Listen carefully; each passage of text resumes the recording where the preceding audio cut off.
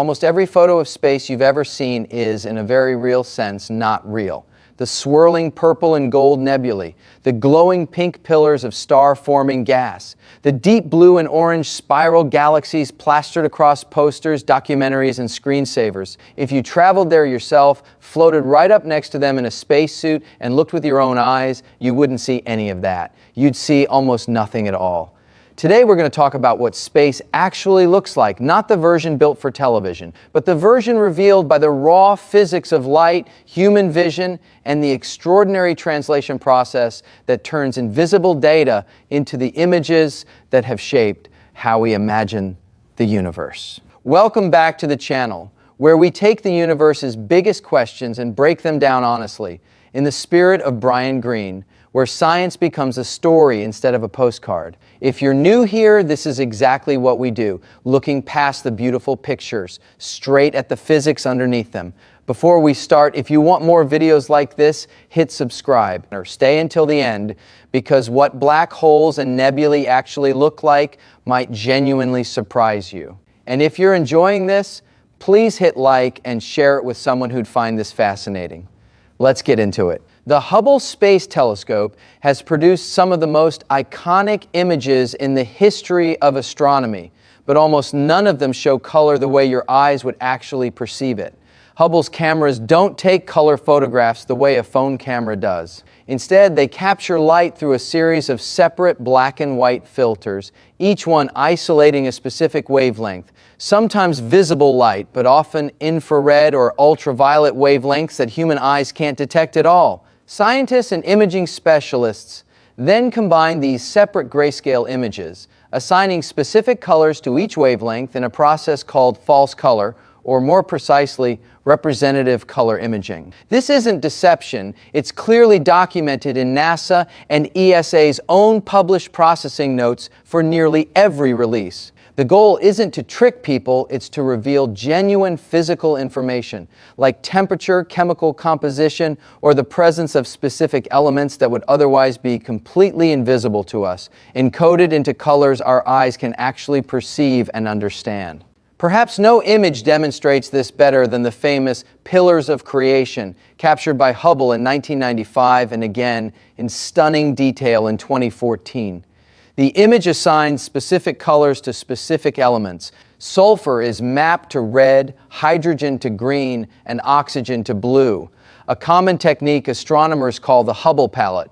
This lets scientists instantly see at a glance the chemical composition of different regions within the nebula, which is scientifically invaluable.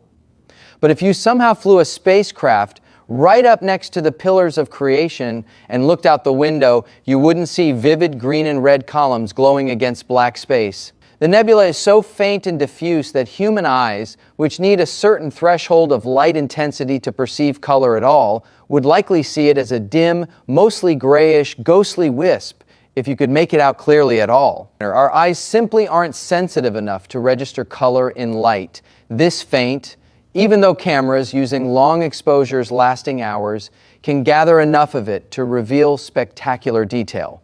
This comes down to basic human visual biology. Our eyes contain two types of light-sensitive cells: rods, which detect brightness but not color, and cones, which detect color but require significantly more light to activate. In low light conditions, like standing outside on a moonless night, your vision shifts almost entirely to rod-based colorless vision, which is why stars appear white or faintly colored at best, even though many of them, viewed through a telescope with a long exposure, show clear blue, orange, or red hues based on their surface temperature. Camera sensors don't have this limitation. They can accumulate light over minutes or hours, building up enough signal to reveal colors and details invisible to any human eye, no matter how good the viewing conditions. This is the core reason space images look so dramatically different from what any astronaut or hypothetical space tourist would actually perceive with their own eyes in real time. Astronauts who've traveled to orbit consistently describe a very different visual experience than the polished imagery we're used to seeing. Space itself, they report, isn't a rich, deep blue-black like it's often depicted. It's an extremely deep, almost featureless black, because there's no atmosphere to scatter light and create the color gradients we associate with Earth's sky. Stars without atmospheric distortion don't twinkle in space. They appear as steady, unblinking points of light, since twinkling is actually an artifact of starlight passing through Earth's turbulent atmosphere. Astronaut and physicist Don Pettit, who has spoken extensively about photographing space from the ISS, has described how the human eye actually perceives remarkably little color in deep space compared to what cameras with long exposures can capture. Most distant celestial objects, even bright ones, appear essentially white or grayish-white to the naked eye, with color only becoming apparent through specialized equipment or long exposure photography. Here's a genuinely surprising fact. The sun, as seen from space with no atmosphere in the way, is essentially white, not yellow. The yellow-orange appearance we associate with the sun on Earth is caused by Rayleigh scattering, the same atmospheric effect that makes our sky blue. Earth's atmosphere scatters shorter blue wavelengths of sunlight, more than longer wavelengths, which is why the sky appears blue, and correspondingly, why direct sunlight viewed through that same atmosphere appears shifted toward yellow. Astronauts viewing the sun from space or through instruments outside Earth's atmosphere consistently describe and measure it as a nearly pure white light, closely matching what physicists call a black-body spectrum for an object at the sun's surface temperature of about 5,500 degrees, 9,940 degrees. NASA's own solar imaging confirms this. The sun's true unfiltered color is white, and the version we're used to seeing is, in a very literal sense, an artifact of looking at it through 60 miles of Earth's atmosphere. Our popular depictions of Mars often show a dramatic deep orange or red sky matching the planet's famous rusty surface.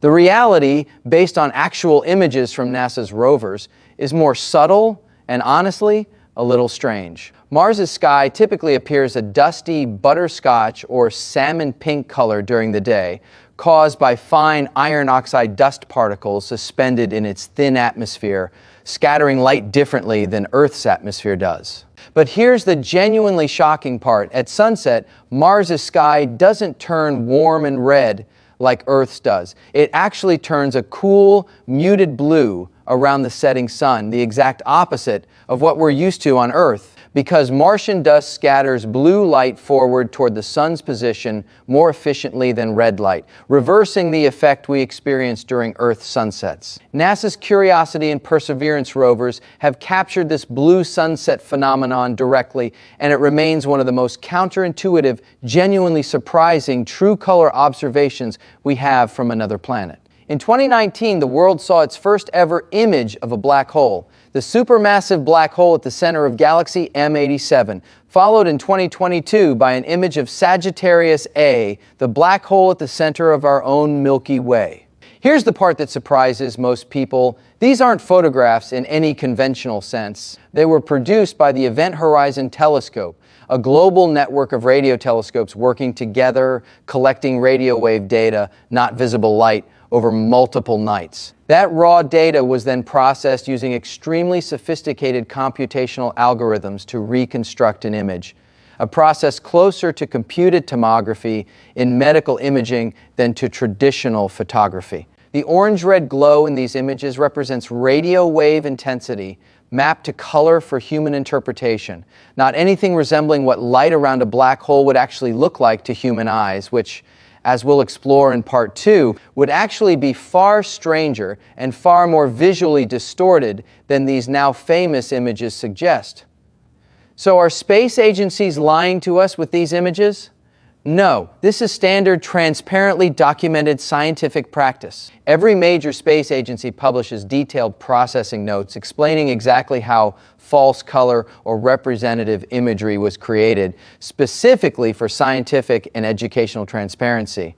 Why not just show us what things really look like? In most cases, that would mean showing extremely faint, mostly gray, low-detail images that reveal far less scientific information. The whole point of these techniques is to make invisible physical data visible and understandable to the human eye. Has anyone ever seen deep space objects with the naked eye through a large telescope? Yes, astronomers using large observatory telescopes do view objects like nebulae directly and consistently describe them as far dimmer and far less colorful than long-exposure photographs of the same objects. The famous orange ring images from the Event Horizon Telescope are scientifically accurate representations of radio data, but they're not what your eyes would actually perceive if you could safely observe a black hole up close. Physicists, including Kip Thorne, whose calculations informed the black hole visualization in the movie Interstellar, have modeled what visible light around a black hole would actually look like. Because a black hole's intense gravity bends light itself, a phenomenon called gravitational lensing, you wouldn't see a simple glowing ring.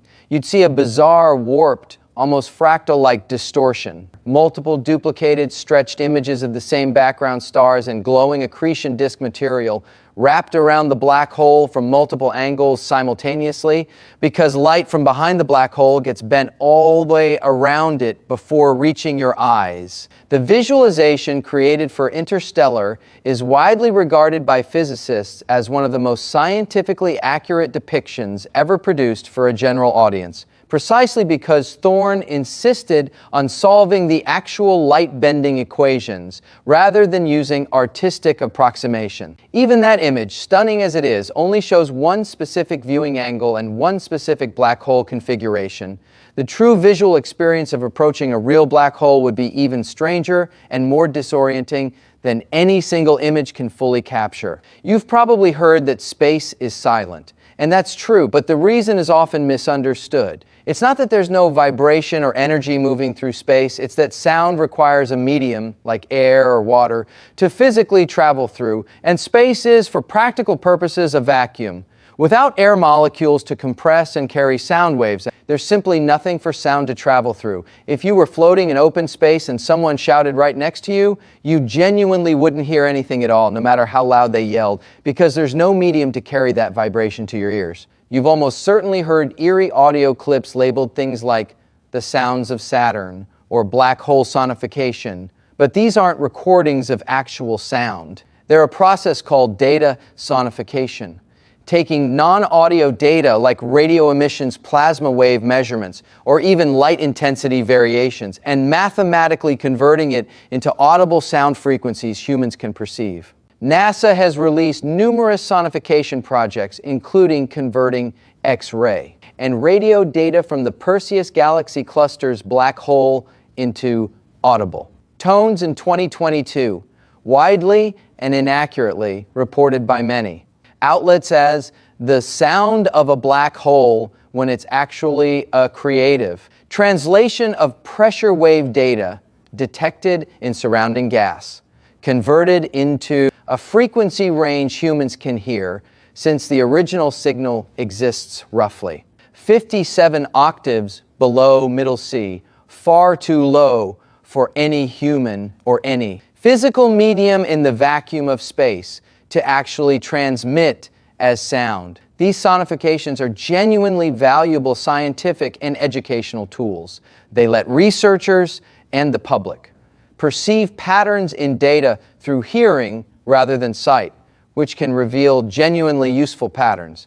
But they're a translation, an interpretation, not a literal recording of any sound actually traveling through space. Space images, especially the dense, colorful ones we discussed in Part 1, can create a misleading impression that the universe is packed full of glowing objects. The reality is almost the opposite. Space is overwhelmingly, almost incomprehensibly empty. The average density of the observable universe is estimated at roughly 1 hydrogen atom per cubic meter, meaning if you picked a random point in the cosmos and looked around you in any direction for enormous distances, you'd most likely find essentially nothing at all. Even within our own galaxy, the distance between star systems is so vast that if you shrank the sun down to the size of a grain of sand, the nearest star at the same scale would still be several miles away. This is part of why deep space images require such long exposure times and such careful processing. Astronomers aren't photographing a crowded, glowing landscape. They're painstakingly gathering every last available photon from objects that are, by any everyday standard, staggeringly faint and staggeringly far apart. At the very largest scales, matter in the universe isn't randomly scattered. It's arranged into an enormous, thread-like structure astronomers call the cosmic web. Vast filaments of galaxies and dark matter stretching across hundreds of millions of light years, separated by enormous, nearly empty regions called cosmic voids. This structure has been mapped in detail through large surveys like the Sloan Digital Sky Survey, which has charted the positions of over 1 million galaxies, revealing this filamentary structure clearly for the first time. If you could somehow view the entire observable universe from far outside it, it wouldn't look like the dense, glittering star fields of popular imagination. It would look more like a vast, three-dimensional spiderweb of faint light, with almost all of the volume in between being profoundly, genuinely empty. This is one of the most genuinely underappreciated facts about the universe. For all its billions of galaxies and trillions of stars, the overwhelming majority of the universe by volume is close to perfectly empty space. Given everything we've covered, you might wonder why scientists bother with these processed, false color sonified representations at all, instead of just showing things as they really are. The honest answer is that human senses evolved for surviving on the African savanna, not for perceiving X-rays, radio waves, or gravitational lensing around a black hole. Our eyes can only detect a tiny sliver of the full electromagnetic spectrum. Visible light makes up less than 100 trillionth of the total range of wavelengths that exist in nature. Nearly everything astronomers study, X-rays from hot gas, infrared from cool dust, radio waves from magnetic fields, gamma rays from the most violent events in the universe, is completely invisible to unaided human perception. False color imaging, data sonification, and computational reconstruction aren't distortions of truth. They're translations built specifically to let a species with extremely limited sensory range begin to comprehend a universe that operates almost entirely outside what our bodies evolved to perceive. In that sense, every one of these famous images is less like a photograph and more like a carefully, honestly constructed map. One designed to show you something real, even if it required translating it into a language your eyes could actually understand. So, is space really shocking once you see it as it truly is? In some ways, yes, an almost featureless black void, a white sun, blue Martian sunsets, and near total silence and emptiness stretching in every direction.